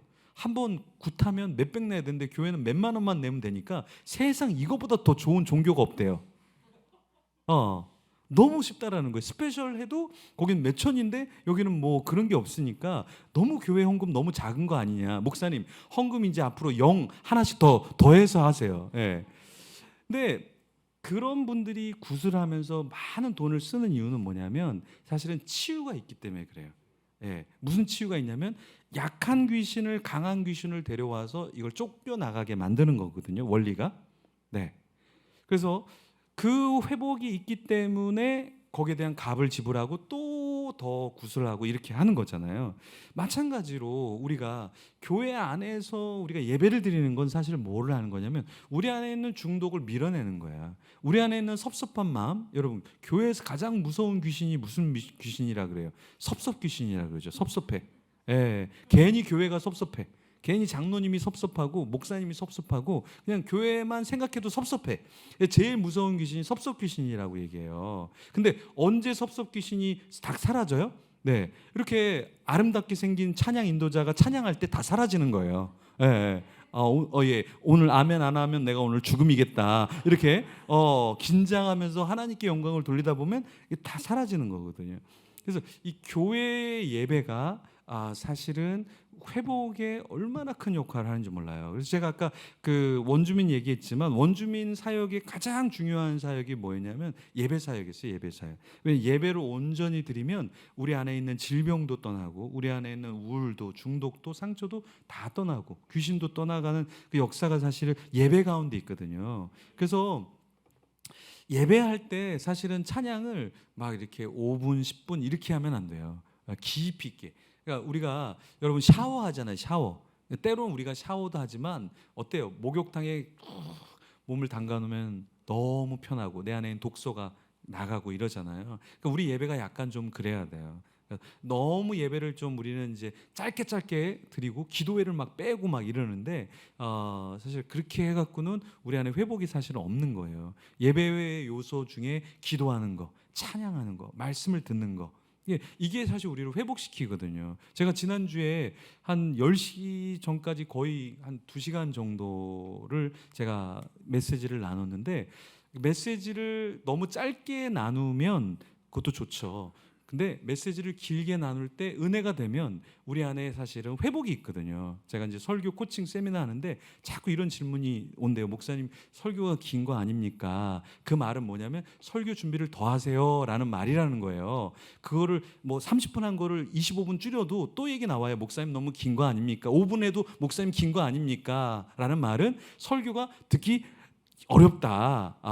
설교하지 마라. 이런 얘기랑 똑같다라는 얘기를 제가 목회자한테 얘기해 주거든요. 근데 설교가 재밌고 좋으면 1시간을 하던 1시간 반을 하던 전혀 컴플레인이 없어요.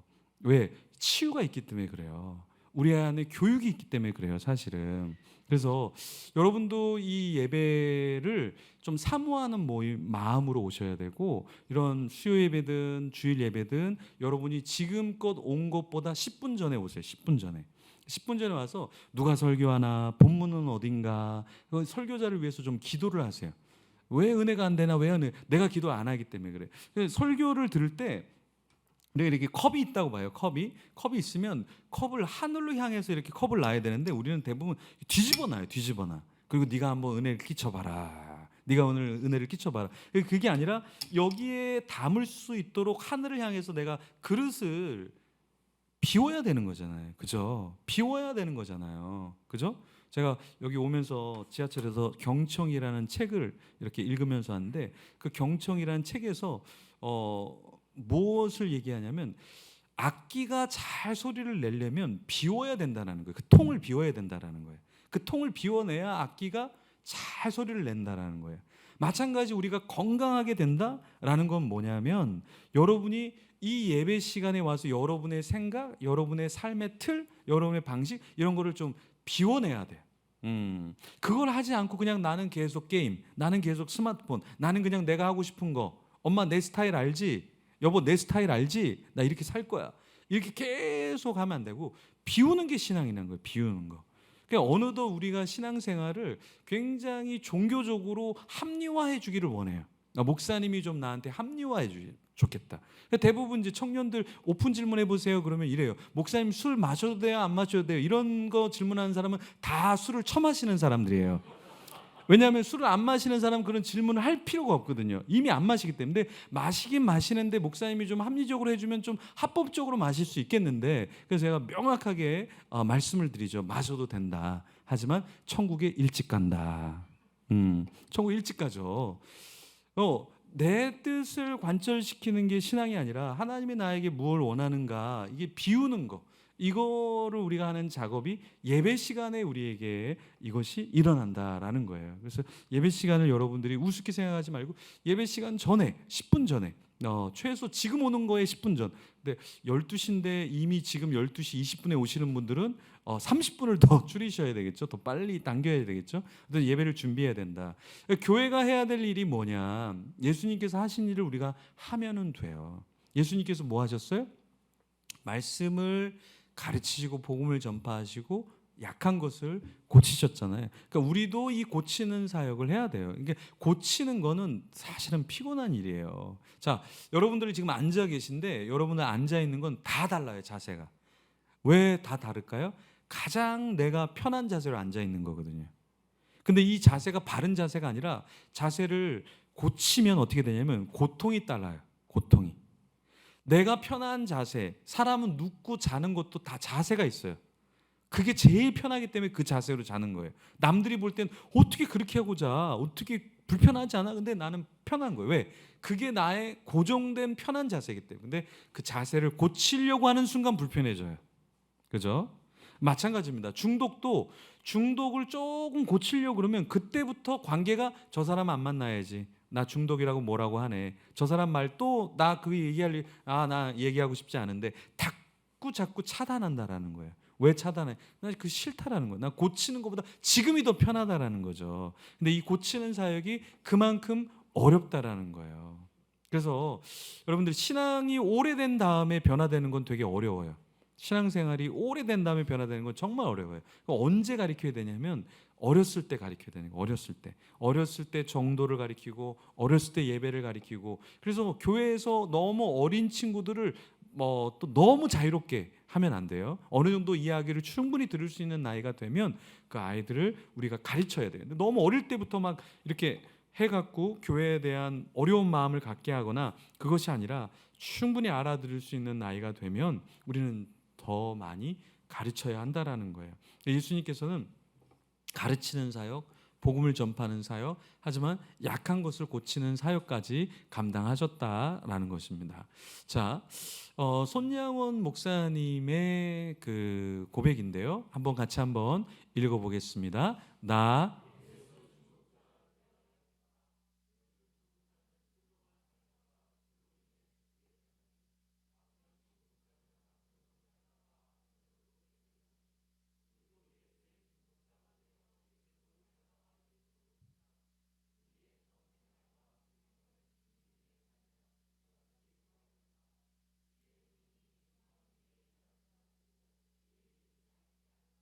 네, 술 중독자는 술로만 살다가 술로 인해 죽게 되고, 아편은 마약이에요. 마약 중독자는 마약으로 살다가 마약으로 죽는 거죠.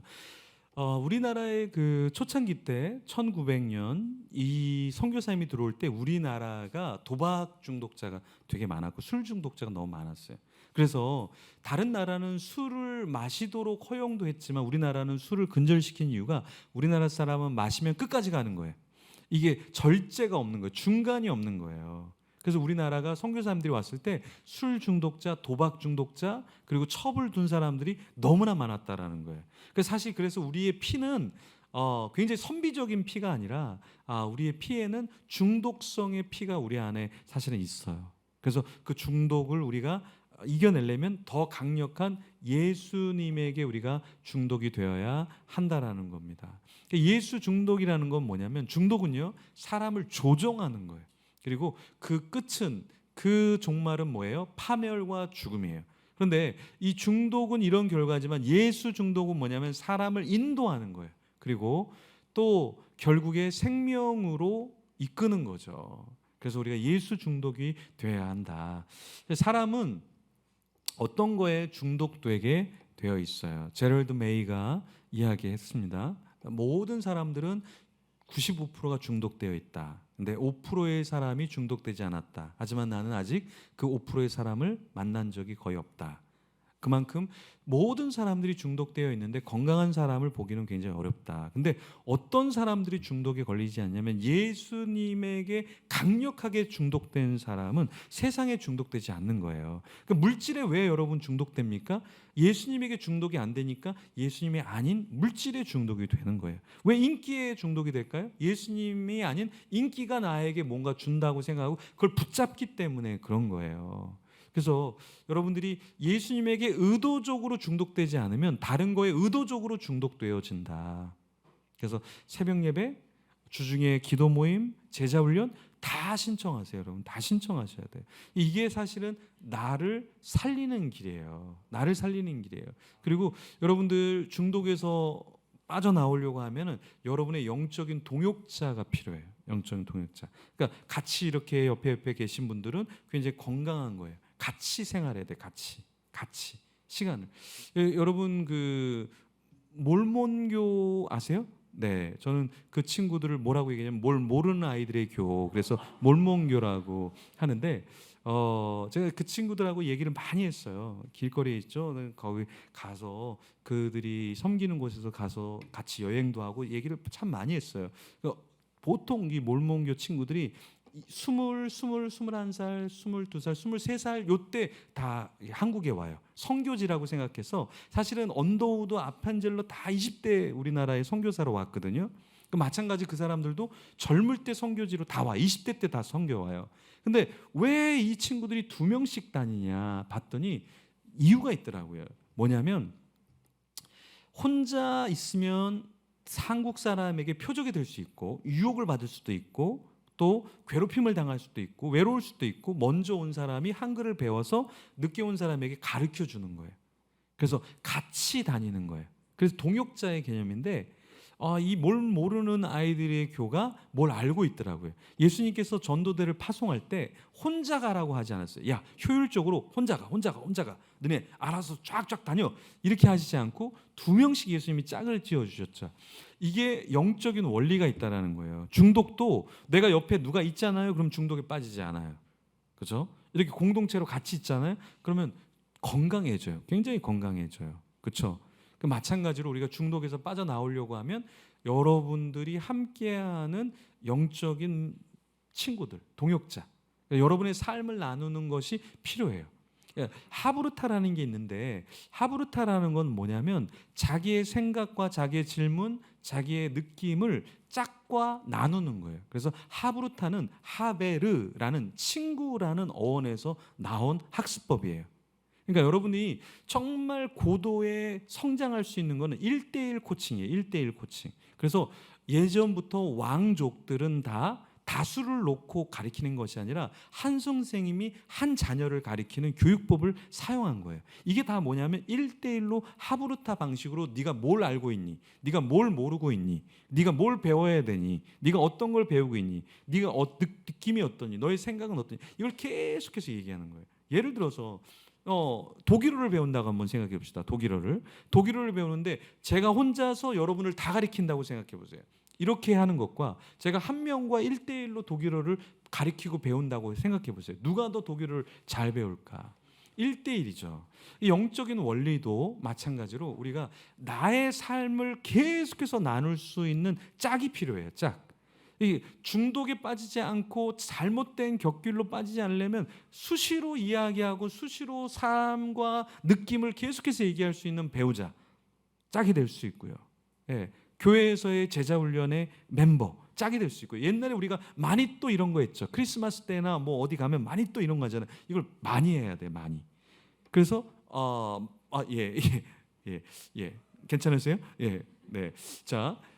이걸 왜 우리가 자주 해야 되냐면 이게 사실은 케어하는 거거든요. 나도 모르게 저 사람이 모르도록 계속해서 도와주고 함께 해주고 세워주는 거. 그래서 이 사람이 설 수 있도록 하는 거. 이게 공동체의 역할이거든요.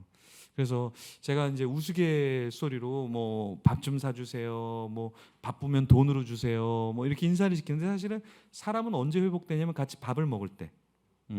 우리 자매님들이 마음에 들지 않는 형제님이 밥 사준다 그러면 뭐라 그래요? 40일 금식 시작했어 이렇게 얘기하잖아요. 그렇죠? 네네. 그리고 형제님이 40일 다 끝났는데 괜찮으세요 자매님? 그럼 저랑 차 한 잔 영화 제가 지금 선교를 준비하고 있어서 모든 영화를 커피와 모든 걸 다 끊었는데요. 이렇게 얘기하잖아요. 왜? 사랑하는 사람과 할 수 있는 게 밥 먹는 거거든요. 이게 일상적인 것 같지만 밥 먹는 게 쉬운 일이 아니에요. 정말 마음에 드는 사람, 편한 사람과 차를 마실 수가 있는 거잖아요. 마찬가지로 여러분들이 건강해지고 영혼의 짝과 함께 하나님 앞에 성숙해 가려고 그러면 중독에 빠지지 않으려고 그러면 여러분들이 영적으로 나눌 수 있는 짝이 있어야 돼요. 그래서 가정 안에서 자꾸 이야기를 나누셔야 돼요. 그러니까 하브루타라는 게 뭐냐? 요즘에 유행하는 코칭이 뭐냐? 자꾸 질문해 주는 거예요. 가리키려고 하는 게 아니라 너 이렇게 해갖고 인생을 어떻게 살려고 그래? 그렇게 살고 싶어? 그러면 너가 결정한 거니까 너가 알아서 해. 해서 그 결정을 넘겨주고 신뢰해 주는 거. 그래서 그 사람이 스스로 내가 어떤 인생을 살아야겠구나라는 것을 해줘야 돼요. 근데 이걸 너무 어릴 때부터 하면 안 돼요. 초등학교 1학년 때 너는 학교를 다닐래, 교회를 다닐래, 네가 결정해. 다 끊고 싶어요. 이렇게 얘기할 수 있다라는 거예요. 너무 어릴 때는 결정을 주는 게 아니라 어릴 때는 가이드를 해주지만 초등학교가 지나면 그 다음부터는 본인 스스로 결정할 수 있도록 해줘야 되는 거죠. 제 말의 요지는 무엇이냐? 여러분 우리가 중독에 빠지는 이유가 무엇이냐면 사실은 혼자 있기 때문에 표적이 되는 거예요. 예.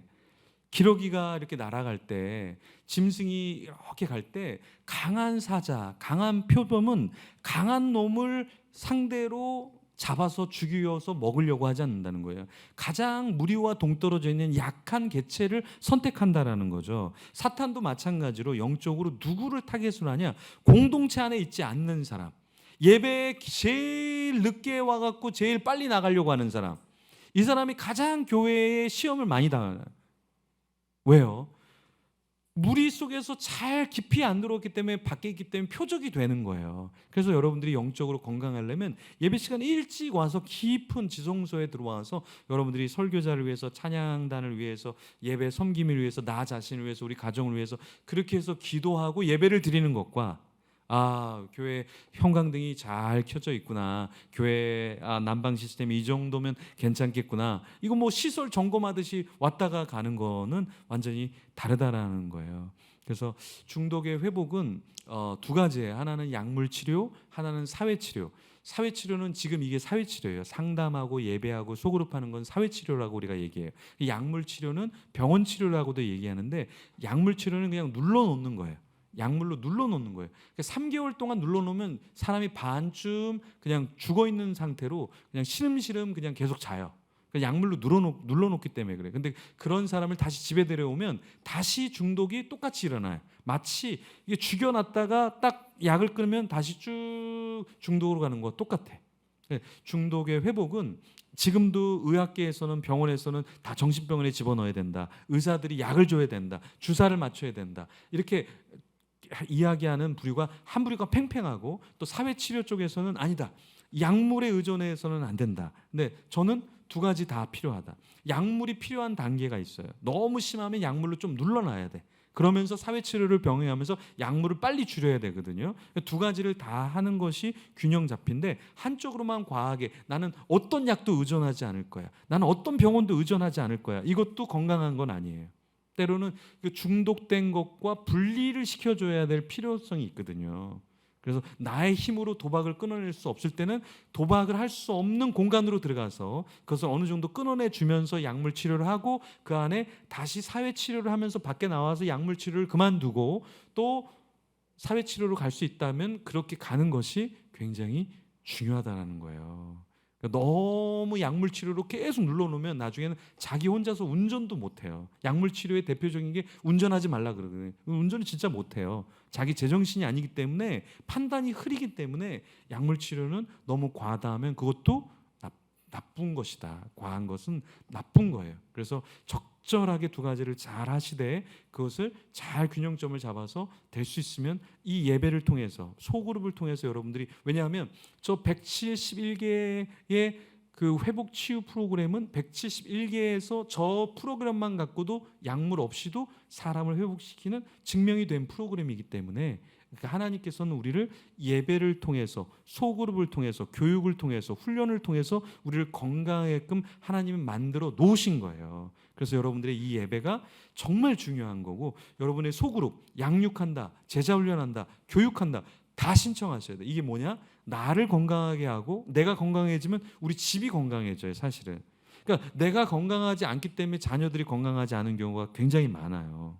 그래서 나만 건강해지면 우리 집이 전체가 건강해지기 시작한다라는 겁니다. 그래서 중독에 대한 대안은, 사실은 내가 예배가 무너져 있는 사람은 그 예배가 다른 중독이 세워지는 자리로 바뀌어진다. 그래서 이스라엘의 역사에 산당이라는 게 있는데, 이 산당이 거기서 바알과 아세라, 성공과 쾌락의 여신을 섬겼던 게 산당이에요, 이스라엘에.